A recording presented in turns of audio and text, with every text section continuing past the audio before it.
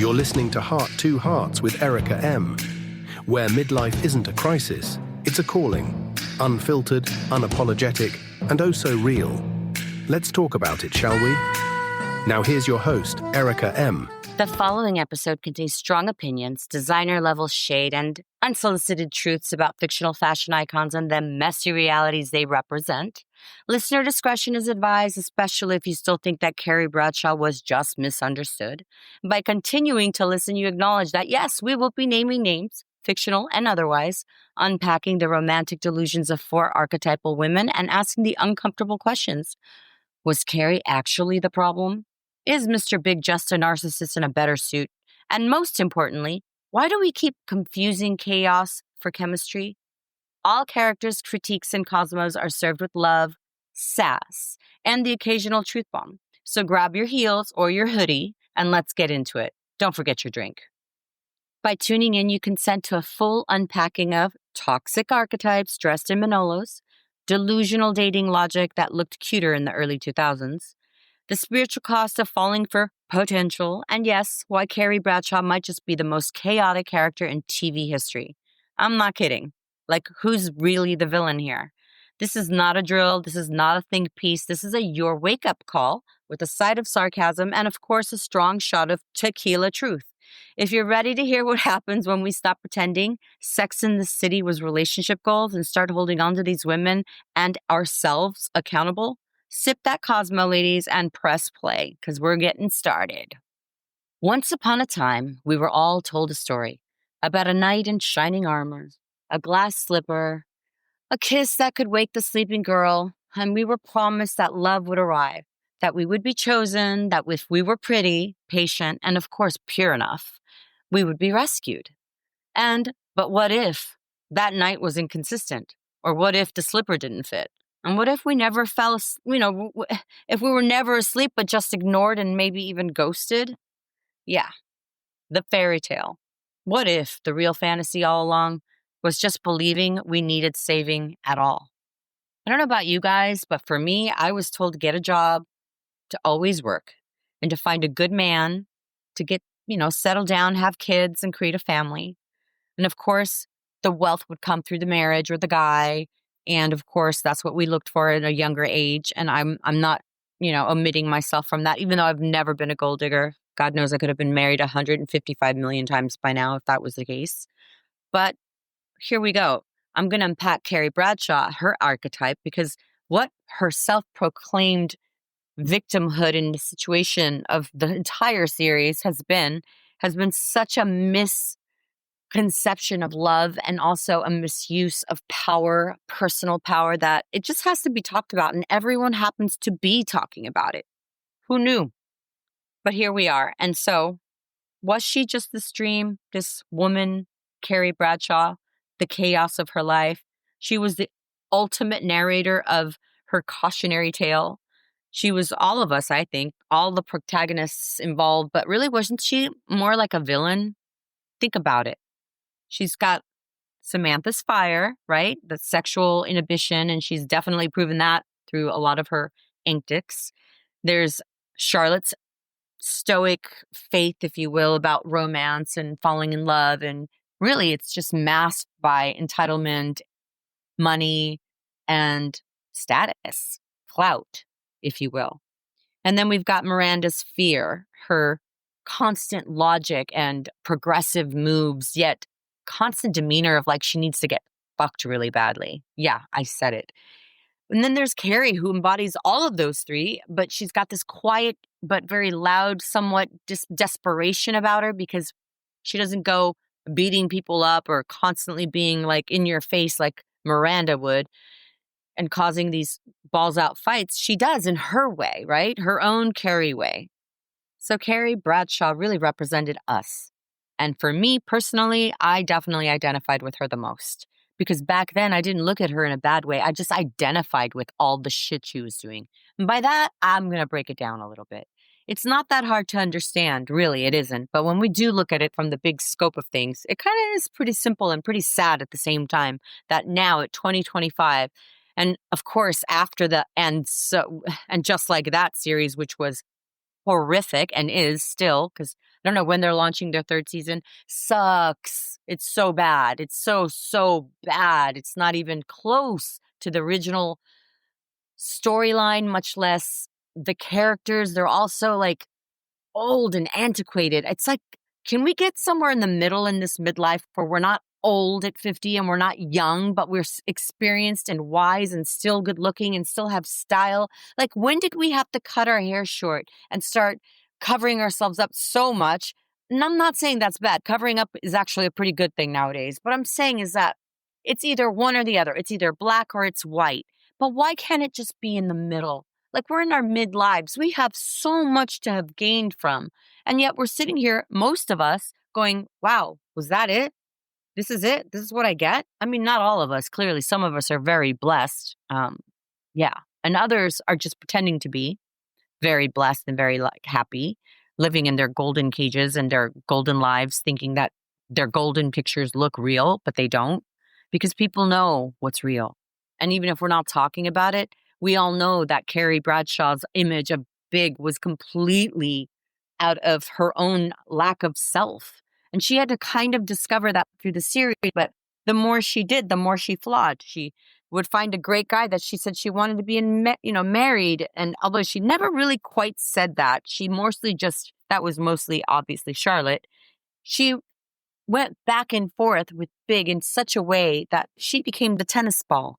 And of course, Big wasn't going to commit to her. Who would respect that? He knew exactly how far he could throw her and when she'd bounce back. Sorry, ladies. If it's not you, don't make it fit. But I know I've been that woman, even when I didn't think I was, which I could probably say most of the time I wasn't thinking I was. But I was.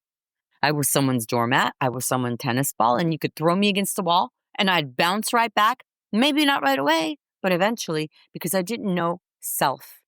So what do you call that archetype?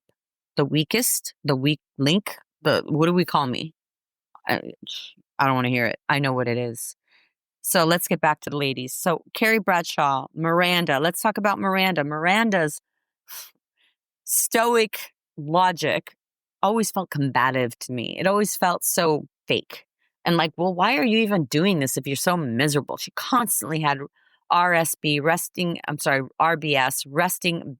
I didn't even say it right that time. RBF, which if you know is resting bitch face.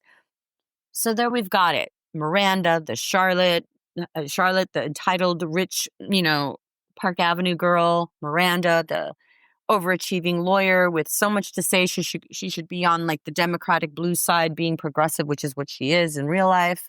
And then we've got Carrie Bradshaw, who's all over the place, who's chaotic, who's dramatic, who's never sticking to what she says, always allowing to be toyed with, sleeping around with various men, then going back to Big in between, having a commitment, being engaged, still sleeping around, him getting married and her still sleeping with him after he's married. What does that say to us all? Have we ever truly stopped and discussed this until now? No, we have not. But let's discuss it because, wow, what would we call her as an archetype? A whore? So she's the whore. Carrie Bradshaw has so many archetypes, it's quite literally hard to actually pin down. But she was, if in my opinion, you're sleeping with a married man repeatedly, knowingly, and you're engaged, that kind of in my book falls into whore. Call it what you want, like it or not. It is what it is. If the shoe fits, frickin' wear it, even if it's not the glass slipper.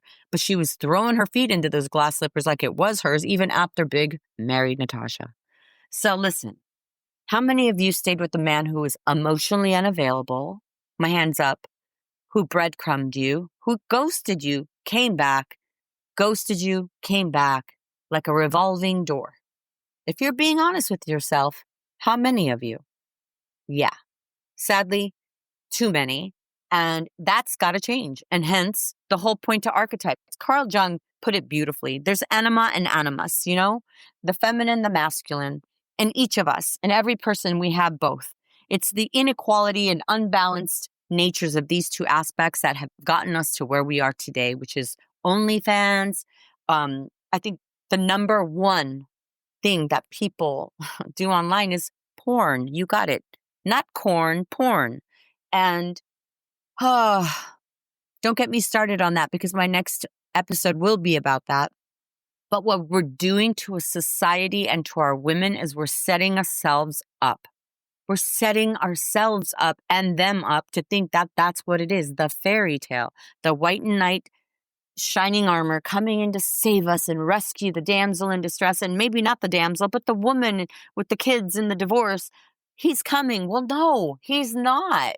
He won't. And if he does, he's probably got a shitload of reasons why he's attaching his blank to your wagon. Do you follow? There's many things that happen that we don't see behind the scenes. And most of them is because men know how to play us, and they do it because they can. Not because they want to, but because they can. And yeah, they have their hamburger method. I don't even know the names yet, but I'm going to have another episode on this when they do their deductions by like, oh, you give this much and then you take 90% away. Then you take 85% away. Then you go back and you take 75% to the point where they are so used to you being breadcrumbed with X amount, then they reduce it. Then they reduce it. And this is the truth, ladies. I'm not talking out of my ass. This is spoken from men's mouths. This is how they play you. And you innocently, mostly innocently, not all. And not all men do this, but most of them. And I've experienced it so many times by now. I think it's just a secret society, a code that men have, and that they just know. You know what I mean? They have those silent nods and looks with each other. They have those codes that women break all the damn time to each other. Well, they keep them. And one of their methods is deduction. And the deduction is to get you hooked. And so that you're hooked, they can control you. They can come in and out of your lives. They can go ahead in and out, get the sex they want whenever they want, even if they've given you a ring, ladies, even if they've gotten you and married you by now. Maybe you weren't the one for them. That's why they married you. Maybe you were just the right one at that time. And that's what it is. You were the best one on paper. But mostly they don't look for the best one on paper unless they want to have kids and a family. And most men don't want that these days. They run from any kind of obligatory anything, much less a commitment to a family. And if they do have it, it's usually purposeful. You know what? Money's involved, family's involved, society, culture, just all kinds of reasons, religious faiths, etc. Which, by the way, Sex and the City never discussed really their faith or their religion or their God aspects. But they're quick to jump in and make another, I guess. And just like this, I don't know how to say this without sounding politically incorrect, but I'm just going to say it anyway because that's my platform, right? I can say whatever the F I want. However, not to insult people unknowingly or knowingly, because I don't know who's listening. And I really just lost my train of thought. Midlife fart right there. The bottom line is we've sold ourselves unknowingly into a storyline and a narrative that is built by antiquated ideas of how women should behave toward men that they like. When Carrie Bradshaw met Big, for instance, he was a successful man, well-to-do, worked in, I think, hedge funds, clearly was rich, and, handsome as hell, by the way, smoked cigars, so he's of a different status, wore great suits, had a town car waiting for him, spoke properly, and hell, was tall and like I mentioned, handsome. Who wouldn't like him? And there's Carrie, a little bit on the edge, brazen, bold, a little in your face, very New York, but hell, nothing special. Not till she really wanted him. And did she pursue him? We all know now that she did. Because he even married someone else while he was being with her. Huh. What does that say? How does that feel about everything? I think this is where I'm going to get more real. The illusion of being in a relationship with someone that you're not was the bottom line of that entire series. Until, of course, she convinced him that he couldn't live without her by going with Alex Petrovsky, moving to Paris, where he then comes to her and says in a whimsical way, I gotta have you. And her dramatics were, you don't get to have me. I don't live here anymore. And it's this big old scene, which I don't think I can put, but I'm going to try and put in this episode because it's so dramatic. And it's just like she's telling him. And I remember when I first watched that, I was like, yes, you give it to him. Tell him. But at the end of the day, she goes back to him because, of course, Petrovsky doesn't fulfill her needs and her idea of what this was supposed to be like, which was all about me, me, me, me, me. Now, we both know a relationship takes two people. It takes two halves and two amounts of energy. And like I mentioned before, there's methods for men to use to get women where they want them without giving them a commitment, taking the milk from the cow, which is the sex before a commitment or a marriage. And you know how I feel about that because I've said it and I will say it again. I am not promiscuous. I do not sleep around, and I haven't had anything or anyone for almost 2 years now this August. And that's because I had to heal and find myself and get to the point where I'm at now, to find the archetypes that fit my new version of me in my midlife. And unfortunately, the whole Sex and the City crew did not jump on board with. Their narratives in their scripts now versus where it was before is even worse because now they're all progressive. They're all trying to be something they aren't and trying to convince us that it's, I guess, cool and or acceptable when none of them were like that before. So how they can flip and turn like that so fast, fantastically drastic is beyond me. So the writers who wrote that, obviously Michael Patrick King, and then I think I said that's his name. I'm pretty sure it is. The creator of this entire Sex and the City, as well as And Just Like That. And I believe I'm hoping to be quoted correctly there, but if not, forgive me, everyone. The bottom line is it's written by a man who is a gay man. And his perspective, of course, joined with SJP, Sarah Jessica Parker, which is one of the executive producers. They're the ones who formalize everything, right? So they have to agree with everything, including not having the most amazing character on there, which was Samantha. And although everyone judged, crucified, and literally was like, oh my God, Samantha's too much, which, by the way, she was over the top. Let's be honest. I never felt comfortable with all her escapades and how she was so fragrant about it and yet so unshameful about it. Now, don't get that wrong. I don't believe that sex is shameful. And I certainly don't believe that at all. What I believe is the behavior that goes with giving yourself so quickly, so readily, and so fast all the time to anyone who wants it. I mean, ew. And yuck, I wouldn't want a man like that. And I wouldn't want to be a woman like that. And so everyone identifies with Samantha. But like when they did a poll, she was the last one everyone wanted to be like. But yet they identified with her. Talk about hypocrisy. When I say that is because, yeah, you'd like to be that wild, loose thing, but you don't want anyone else to know about it, but you won't even admit it. That being said, she was, I guess, in a very progressive way back in that day, because today it's very common to be like that, which is even sadder because we've accepted it and normalized it. And we've also normalized chasing men and like big, and maybe even not even like big, that are semi-qualified. Who does what for whom here? Like, why are we chasing men? Since when did that become our role in society? And since when is that okay that men do less? Breadcrumb, ghost, leave without notice, depart without an explanation. So F them, let them, okay? I'm hoping that you get what I just said because that was all a part of my last episode. That being said again, let me get into some of the Carl Jung's archetypes so that we're clear on the anima, the animus, and self, and blah, blah, blah. Give me a moment. So for the sake of sentimentality, let's talk Harts. To claim your archetype is to step into your true self. It's about shifting from being an option to becoming, in my opinion, a luxury. Because that's what we're going to call it in midlife. We're a luxury. To be with us is a luxury. Now, I am speaking to the people who have already done the work, who are in the middle of it or in the beginning of it. You are a luxury to step into your own, to step into your self-power, your worth, your respect, your love. That inner thing that no one can give you is so valuable and precious. It's priceless. And not everyone deserves to have that. Not everyone deserves to have access to your glory, to your luxurious self, your new midlife luxurious self. I'm just going to leave it there. You deserve the love. You deserve the respect and happiness on your terms in this chapter anyway. It's already been done. You've already made your mistakes. We've all done it. But our archetypes today in midlife, they kind of vary because we're mothers, we're ex-wives, or we're wives, or we're still figuring it out.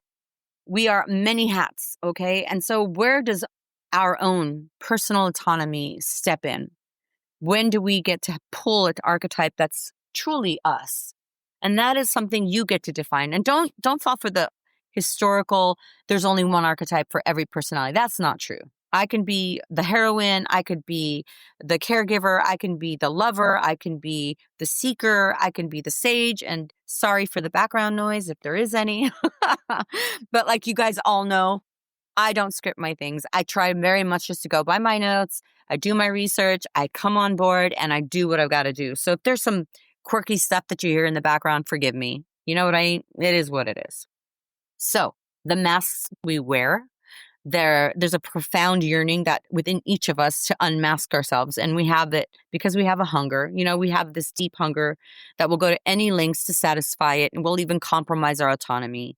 But oftentimes when we do that, we come back worse. And the society and the friends and the partners or the parents even expect us to be something that we're not. We then let them down, we let ourselves down, and we hold on to it, we store it, we process it. Sometimes we don't, most of the time. And so then we've got these ideas that this is who we are. So let's unload it. Let's change it. What's it going to take for you to say, okay, that's not me anymore? And this is when you start to peel back the onion. And so you don't settle anymore, and you don't the emotional breadcrumbing, and you don't step into something knowing full well that person's not going to give you anything that you want. And you don't open your legs, sorry ladies, you don't open yourself up to something that you don't even know. Someone you haven't even had more than an hour, if at best, conversation with. Over drinks or a meal, if that, because most men don't even offer that. Because most men just call you, text you, and say, come over. Are we being honest or are we being honest? And how many do? How many of you do that? How many? Oh, because you got, I don't know, a bag out of it? Piece of jewelry? What makes you different than the OnlyFans? Just because it's discreet? I don't know about that. He's got friends. He's got a mouth. Then again, you never know. And again, I'm speaking to a broad collective here, so I don't know who I'm talking to, but you know who you are. So archetypes are not only relevant for, let's say, therapy and analysis and psychological framing, et cetera, et cetera. It's a vital role for all of us in the storytelling of our lives. It really, really is. It's not outdated, and it is a positive thing. If you know who you are, then you can act accordingly, correct? But then when we fly through life thinking we're this or we're that, or we're comparing ourselves to these fictitious and, I don't know, these Carrie Bradshaws of the world that really mislead us, then what are we saying? We're so influenced that we better hold on to our knickers, because AI is right here and it's already set front and center, and it's telling us what to watch. It's telling us how to change ourselves by even just mere suggestion. Look around you, people. Look in LA. Look at every single person around you and tell me who doesn't look like an AI doll. Which one? Overprocessed in every single way, from hair extensions to fake nails to, yes, the obvious fillers and Botox, which, by the way, done on maintenance is perfectly fine. And I have a whole episode on what I think about that. But let's not forget that the mainstream of culture and pop culture is feeding us all of these narratives. And I want it to not be the guideline to whom you choose to be as you grow up. Now, I don't know how old you are, but when you get into your midlife, you kind of question a lot of stuff, especially if you're going through, like I mentioned earlier, a divorce, or you're in a marriage still that's loveless, or you're in a golden cage, or you have kids that are going off to college, or I don't know, leaving the home and the nest, and now you're alone, or you won't let them leave. And if they do, you guilt them back because you have no identity. So I'm here to tell you it's time. Time to look inside, time to look in the mirror, time to dust yourself off, time to pull your hair back, wipe your tears off, stop being the victim, stop acting like everyone owes you something. No one does. There is no white and shining armor that's going to come in and swoop you up and say, I love you, you're perfect, you're beautiful, you're everything. And if they do, whoa, you better hold on, because that's probably a love bomber, narcissist, painted up to be this charming, successful, witty gentleman that, lives a great lifestyle, smokes cigars, has the best watch, wears Van Cleef, whatever, bracelets, is of the moment, has great friends or seemingly good friends, or just Instagram friends and groups, because that's, let's face it, the reality. And I don't know a lot of 50-year-olds that are still going out there playing the field, but those are the ones I don't want. And those are the men that I've dated. I'm done. I know who I am today. And now let's talk about what that is. Because honestly, It's going to be different for me as it's going to be for you. But at the end of the day, the only thing I want is for every single one of us to discover, uncover, and discard, rebuild, and have something that is our own unique representation of us. That's not that hard, is it? I'm talking about that luxury again. It isn't about opulence. It isn't about authenticity. That's just, let's say, authenticity that's layered with, how would I put this? I don't know even how to explain it, you guys. As I've been doing research and I'm listening to podcasts and I'm going out and I'm hearing things, and I don't want to down anyone because I'm no professional. I'm certainly not, and I don't pretend to be, and I don't want to pretend to be anything I'm not. So the mistakes you hear here, the information that's shared here, like I mentioned in the beginning, it's all personal, but at the same time irrelevant to what we're talking about, which is the whole white and shining armor, the Carrie Bradshaw, storylines that we all tried to live and miserably failed at. And now we're here in our mid 50s or 60s and we're like, well, that didn't happen and that didn't happen. And wow, that was really sick. That was really toxic. Why did I watch that religiously for so long? And now I'm wondering, wow, I was gaslit into thinking that's love. I was gaslit into thinking I'm not the prize that I have to chase or that I have to accept the breadcrumbs that are being thrown at me by whomever is interested. Sorry, Carrie, not me. So today I invite you to stop being an option and start being a luxury. Uncover your archetype, embrace your true self, and step into the life you were meant to live. You're not here to fit into someone else's story. You're here to write your own. Let's basically put it down. You're not an option, at least not anymore. You're a luxury. And luxury, like I said, isn't about opulence. It actually is about authenticity, not the authenticity, which is, I think, what I said earlier. It's embracing your unique value and, being in line with your true self. It's not something you do very easily. At least it wasn't for me. And when you claim that archetype or archetypes, you really do stop seeking validation from others. And that is the takeaway here, is to stop asking others to validate you, to make you worthy to receive love or to give love and when, to stop asking for opinions on how you look or should look, to stop getting the goalpost moved every time you think you get there but don't. It's not about all that. It's really, how would I say this? It's about kind of and this is going to sound contradictory, but it's kind of about being arrogant in a way, but not like the arrogant we're talking about, like the narcissistic arrogant. We're talking about arrogance that is the sacred power of self-definition. Just like a diamond, you don't need to do anything to get attention, right? You shine in that silence, and soon enough, all the eyes look for that diamond. Who's the sparkliest? But the diamond doesn't do anything to get that attention. It's already the diamond, because and what does a diamond come from? So furthering that, self-worth is the inner belief that you are valuable and deserving of, like I said, love, respect, happiness. And regardless of anyone's external validation, the only validation you need today is yours and God. I'm hoping God, because God is first for me in every way, in every shape, and always will be. And so with that, I invite you to stop being the option, to begin being your luxury, uncover your archetype, embrace your true self, and step into the life you were meant to live. You're not here to fit into someone else's story. You're here to write your own. You're not the option. You are the luxury. And as far as Carrie Bradshaw, well, Carrie Bradshaw should learn when to stop doing something. Remember how there's always an exit sign and you got to know when to leave a party? Her exit sign has been blasting for a long time. And I love you, Carrie, but it's time to go.